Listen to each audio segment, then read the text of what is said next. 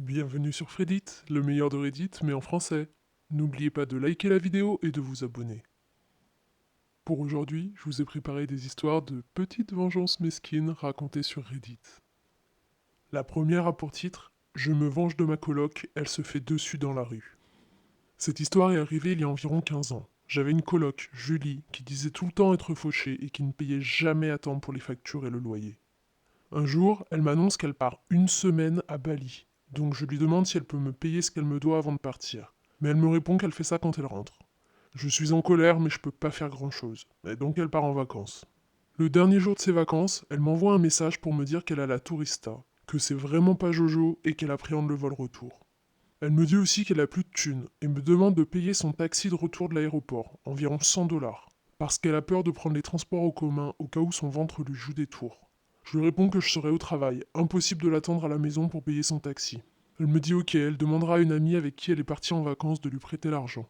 Ensuite, elle me dit qu'elle est partie sans ses clés de l'appart et me demande si je veux bien les cacher quelque part dehors pour qu'elle puisse rentrer quand elle arrive.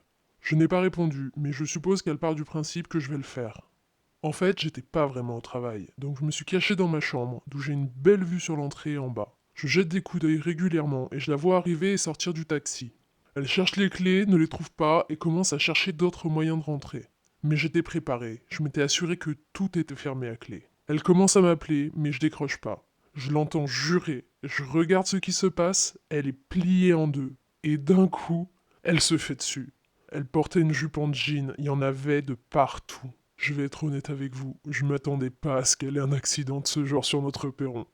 Je pensais juste qu'elle allait devoir attendre dehors un bon moment avant que je rentre du travail. Mais ce résultat était bien plus satisfaisant. Je suis juste dégoûté de ne pas avoir filmé la scène. Elle a l'air horrifiée, elle se change et cache ses affaires souillées et sa valise derrière la haie. Puis je la vois descendre la rue. J'en profite pour sortir de chez moi avant qu'elle ne revienne. Quelques heures plus tard, je la rappelle en lui disant que je suis au boulot, que c'est ma pause déjeuner. Elle me crie dessus, me traite de tous les noms pour ne pas avoir laissé les clés dehors. Elle est dehors depuis des heures et elle me supplie de rentrer lui ouvrir. Je lui dis que je suis désolé, mais je suis toujours au boulot et j'ai des trucs de prévu après. Donc soit elle appelle un serrurier, soit elle attend que je rentre. Elle me demande de lui envoyer mes clés par taxi et je refuse. Elle raccroche et je profite de ma soirée. Je vais voir 2 films au ciné et je m'offre un excellent dîner. Je rentre dans la soirée et je constate qu'elle a cassé une fenêtre pour rentrer. Le lendemain, je contacte le proprio pour l'en informer. Comme on avait chacune un bail individuel et qu'elle était toujours en retard sur ses paiements, le proprio a dit qu'il ferait en sorte de l'expulser. Il en avait trop marre d'elle. Pendant quelques semaines, elle ne m'adresse plus la parole. Puis le proprio m'envoie un email pour me dire qu'elle va déménager. On n'a jamais reparlé après ça, et je suis à peu près sûr que quand elle raconte cette histoire, je suis la coloc cinglée, mais ça me pose aucun problème. Ah, dur comme vengeance. Plutôt mérité, mais le résultat est sale. L'avantage, c'est qu'OP a presque rien eu à faire pour obtenir ce résultat-là. Juste ne pas faire ce qu'on lui demandait. Joli. Effectivement, on est sur de la vengeance mesquine, je suis d'accord. L'histoire suivante s'intitule Le proprio regrette sa cupidité. Un ami est en train de se faire virer de chez lui par le proprio parce qu'il veut demander beaucoup plus d'argent pour le logement. La raison principale de l'augmentation, le magnifique jardin que mon ami a planté lui-même. Mon ami a donc tout naturellement détruit son propre jardin. Il a pris le temps d'enlever chaque plante. Et le proprio a eu l'audace de s'énerver et de lui dire La maison vaut plus avec toutes les plantes. Comment je suis censé augmenter le loyer maintenant? Et le meilleur dans tout ça, c'est que mon pote a attendu que le proprio ait pris plein de photos du jardin pour l'annonce, avant de tout détruire. Les personnes intéressées s'attendent donc à un endroit magnifique et plein de verdure, et ils vont se retrouver à visiter une maison entourée par un terrain vague.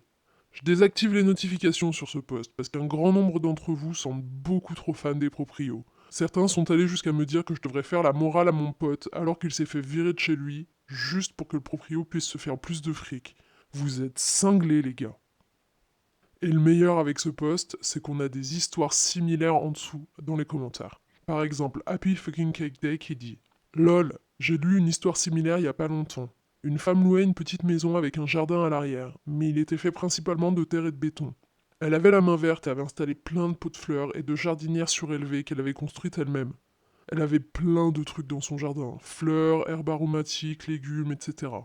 Le proprio a décidé de faire des rénovations, autrement dit, où on habite, de mettre quelqu'un à la porte sans raison. Le but était bien sûr de se faire plus de thunes. Il a prévenu la locataire qu'il ne renouvellerait pas son bail. Donc la locataire a fait exactement la même chose que le mec dans cette histoire, et a enlevé chaque plante et chaque pot, viré les jardinières, il ne restait plus rien. La même chose s'est passée, le proprio était énervé et a piqué une crise de nerfs. Les photos étaient déjà en ligne avec un magnifique jardin rempli de plantes. Peut-être que c'est juste une de ces histoires qui sont répétées sur internet 1 million de fois avec de légères modifications. Peut-être que c'est juste une coïncidence. Je suppose qu'on ne saura jamais, mais j'ai pensé plusieurs fois à cette histoire depuis que je l'ai lue il y a des années. Et l'Humpy marsupial 1559 a aussi une histoire dans ce genre. Ça m'est arrivé en vrai, mais j'étais la personne qui s'installait. J'ai découvert plus tard que le proprio était horrible et avait essayé d'entuber le locataire précédent. Le magnifique jardin que j'avais vu pendant la visite avait été retiré. Il y avait des fleurs, des herbes, des légumes, même du maïs. Quand je suis arrivé, plus rien. J'ai quand même pu me venger à mon tour du proprio avant de déménager quelques années plus tard. Sauf que moi, j'ai fait ça avant les visites. Il a voulu augmenter drastiquement le loyer, il savait très bien que je pourrais pas payer. Il y avait de nouveau un jardin sur lequel j'avais travaillé comme un fou. La veille des visites, j'ai enlevé toutes les plantes que je pouvais. J'en ai entreposé chez des amis, j'en ai mis devant chez moi avec un panneau qui disait de se servir. J'ai juste fait en sorte qu'il n'y ait plus une plante dans le jardin. Ensuite, j'ai emprunté le motoculteur d'un ami et j'ai retourné tout le terrain. Il ne restait plus un carré d'herbe nulle part. À l'intérieur de la maison, j'ai bougé les meubles pour que tous les défauts soient bien visibles. Fissures dans les murs, carreaux manquants, moisissures à la salle de bain, portes et fenêtres qui ne fermaient pas, etc. J'ai complété tout ça avec des ampoules super puissantes en lumière blanche. Le résultat était affligeant. Un des logements les plus tristes que j'ai vus dans ma vie. Le proprio n'était pas très heureux du résultat, bizarrement. Il a essayé de se plaindre, mais je lui ai ressorti les photos de quand je me suis installé, et le logement est en bien meilleur état maintenant, et il ne manquait rien. Les 3 couples qui sont venus visiter sont repartis sans déposer de dossier. La maison est restée vide pendant 3 mois, jusqu'à ce qu'ils se décident à baisser le loyer demandé. C'est dingue le nombre d'histoires sur Reddit de propriétaires qui cherchent juste à se faire le plus de thunes possible et qui traitent super mal leurs locataires. Je veux dire, ils habitent dans ta maison. Ils ont accès à ta maison en permanence. À un moment, il faut peut-être essayer d'être un peu malin. L'histoire suivante s'intitule Une bonne leçon de vie pour mon coloc. Un peu de contexte. Je suis un homme de 25 ans, et quand j'en avais 19, j'avais 3 colocs que je n'avais pas choisis. Ils n'achetaient jamais rien pour l'appart. Bouffe, papier toilette, essuie-tout, produits d'entretien, etc. J'achetais presque tous les produits communs, et je pouvais pas vraiment me le permettre, mais je voulais être sympa. Je leur ai dit qu'il n'y avait aucun problème pour qu'ils utilisent ce que j'achète, tant qu'ils rachètent ce qu'ils finissent. Mais à chaque fois qu'ils terminaient quelque chose, ils ne remplaçaient jamais. Je me rendais juste compte qu'il n'y en avait plus. Ils se permettaient même de me faire remarquer qu'il n'y en avait plus en disant On devrait en racheter. Quand je leur répondais Bah rachète-en, ils changeaient de sujet. Et s'ils achetaient quelque chose qui pouvait être vu comme commun, ils le gardaient dans leur propre chambre. Je restais poli avec eux, mais à l'intérieur, je bouillais de rage, comme vous pouvez pas imaginer. Une histoire assez classique d'étudiant en appart, je suppose. Je suis sûr que beaucoup d'entre vous imaginent très bien la situation pour l'avoir vécue. Ma vengeance commence un jour où je devais partir tôt pour un cours. Je me prépare et un de mes colocs est en train de ranger la vaisselle sale dans le lave-vaisselle avant d'aller en cours. La veille, je lui avais dit qu'il fallait qu'il se mette sérieusement à faire la vaisselle, parce qu'il cuisine toujours mais il ne lave jamais rien après. J'étais vraiment content de savoir que la pile de vaisselle sale allait enfin disparaître. Je déjeunais quand il me dit On n'a plus de produit pour le lave-vaisselle. Je lui réponds comme d'hab Achète-en. Il s'arrête 2 secondes, puis il me dit que du produit vaisselle ferait très bien l'affaire. C'est moi aussi qui l'ai acheté d'ailleurs. Je lui dis de surtout pas faire ça, que ça allait mousser et de juste acheter les pastilles pour le lave-vaisselle. Il m'a dit de lui faire confiance et que ça allait fonctionner. Il a rempli le réservoir de produits vaisselle classique et il est parti prendre sa douche. Quand il est sorti de la cuisine, j'ai arrêté le lave-vaisselle, doublé la quantité de produits, puis relancé le cycle de lavage. Je suis parti en cours en grignotant mon bagel et très pressé de recevoir le message qui allait probablement arriver. Je m'amusais en imaginant ce qu'il allait trouver en sortant de la douche. Je suis allé en cours et 40 minutes plus tard, oui oui, il prenait des douches de 40 minutes tous les jours, je reçois un snap de notre appartement et je vous jure Reddit, il y avait de la mousse partout, c'était génial. On aurait clairement pu proposer une soirée mousse dans l'appart, sans problème. J'aimerais tellement encore avoir cette photo pour vous montrer, c'était dingue. Je me rendais pas compte de la quantité de mousse qui pouvait être créée par un lave-vaisselle. Je m'attendais déjà à beaucoup, mais c'était bien, bien plus. Il y avait tellement de mousse qu'il en avait jusqu'au torse. Il n'a pas pu aller en cours. À la place, il a passé la matinée à nettoyer l'appart, puis il a acheté des pastilles pour le lave-vaisselle.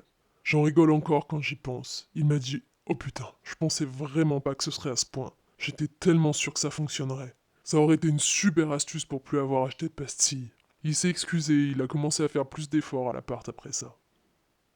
Alors j'ai une confession à vous faire, ça m'est déjà arrivé. Pareil, un de mes premiers apparts, j'étais en coloc, on n'avait plus de pastilles, je crois que c'était un dimanche, du coup on pouvait pas aller en acheter, on s'est dit bah, on va utiliser du produit vaisselle, c'est pareil. Non les gars, c'est pas pareil. Ça mousse beaucoup. Heureusement, on était tous sur place et on s'en est rendu compte rapidement. En plus, c'est horrible à nettoyer de la mousse, ça part pas. C'est impossible à faire démousser. C'est vraiment affreux. N'utilisez jamais du produit vaisselle classique dans un lave-vaisselle. L'histoire suivante a pour titre Il se comporte comme un idiot, je lui permets de faire une démonstration. Il y a quelques années, ma copine de l'époque était invitée à une soirée barbecue chez une de ses collègues. Les partenaires de chaque collègue étaient aussi invités, donc j'y suis allé avec elle. Tout le monde passait un bon moment, mais il y avait ce gars, Bob, le mec d'une collègue de ma meuf, qui était odieux. Voyez le genre, il arrêtait pas de parler politique et de chercher à s'embrouiller avec les gens. Il n'avait pas l'air très ouvert d'esprit. Ce n'était ni l'endroit ni le moment pour ce genre d'attitude. Il n'était pas entouré par ses potes, mais par les collègues de sa copine. Aucun des partenaires ne connaissait vraiment grand monde à cette soirée. Et comme tout le monde voulait rester poli, personne ne s'est permis de lui dire qu'il se comportait comme un connard. On a décidé de jouer à Cards Against Humanity, et une de mes cartes blanches disait Quinceañera. Je coupe l'histoire rapidement, juste pour donner le détail, pour ceux qui ne connaissent pas, c'est la fête des 15 ans, qui est célébrée par beaucoup de filles latino-américaines. Et cette histoire se passe aux États-Unis, où il y a une population latino-américaine assez importante. Retour à notre histoire. Vu ce que j'avais entendu de lui, je me suis douté que Bob aurait du mal à prononcer un mot espagnol. J'ai donc fait exprès de poser cette carte quand c'était à Bob de lire toutes les réponses à haute voix. Et comme prévu, il n'a pas réussi à le dire correctement, même après plusieurs tentatives. À chaque fois qu'il essayait, il était un peu plus énervé et un peu plus rouge.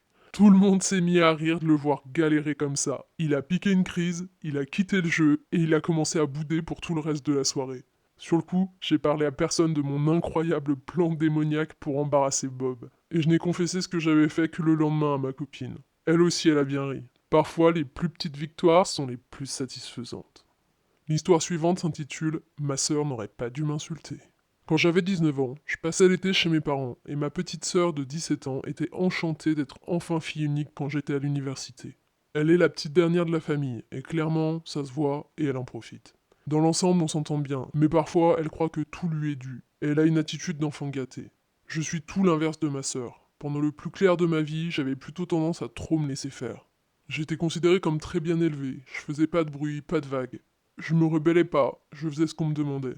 La plus grosse surprise qu'a eu ma famille de ma part, c'est quand je leur ai dit que j'étais gay à l'âge de 17 ans. Personne dans ma famille n'avait vraiment de problème avec ça, ils m'ont tous accepté comme je suis. Mais c'était quand même dur pour moi d'accepter mon orientation, et il m'a fallu quelques temps pour être vraiment à l'aise avec cette idée. Tout ça est important pour le reste de l'histoire.